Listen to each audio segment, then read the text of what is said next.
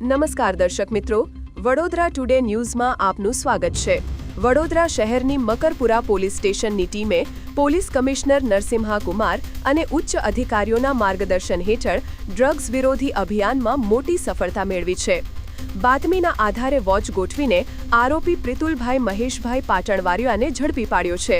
પોલીસે તેની પાસેથી 63.97 ગ્રામ ગાંજો, એક સફેદ અર્ટિગા કાર, મોબાઈલ અને રોકડ રકમ મળીને કુલ ₹10,10,870 રૂપિયાનો મુદ્દામાલ કબજે કર્યો છે।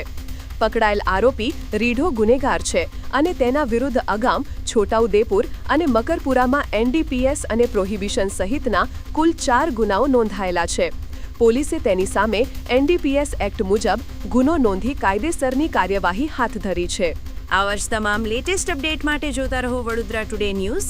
નવું વર્ષ એટલે કે વિક્રમ સંવત 2082ના શરૂઆતથી વડોદરા ટુડે ન્યૂઝ ચેનલના ગુજરાત રાજ્યના તમામ શહેરના, તાલુકા, જિલ્લાના દર્શક મિત્રોને ખાસ વિનંતી કે અમારા વડોદરા ટુડે ન્યૂઝના તમામ સમાચાર જોવા માટે હવે અમારા ફેસબુક, યુટ્યુબ, ઇન્સ્ટાગ્રામના પેજને લાઇક કરો, શેર કરો, સબસ્ક્રાઇબ કરો અને કોઈપણ સમાચાર અને જાહેરાત અને તમારા વિસ્તારમાં કોઈપણ જાતની ગેરકાયદેસર પ્રવૃત્તિઓ ચાલતી હોય અને ભ્રષ્ટાચારની પોલ ખોલવી હોય તો અમારા વોટ્સએપ નંબર 9687328624 અથવા તો 9687906224 પર સંપર્ક કરવા વિનંતી।